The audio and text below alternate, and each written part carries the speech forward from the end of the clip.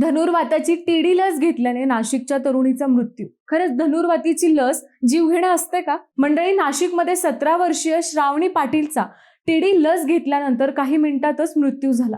पण खरंच धनुर्वाताची लस जीवघेणा असते का? चला सोप्या भाषेत समजून घेऊया. श्रावणीच्या मृत्यूनंतर अनेक प्रश्न उपस्थित झाले आहेत.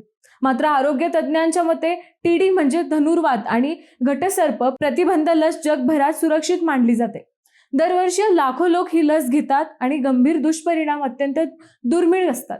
नाशिकमध्ये ज्या लसीच्या बॅचमधून श्रावणीला डोस देण्यात आला, त्याच बॅचमधील इतर लाभार्थ्यांना कोणताही त्रास झाला नाही.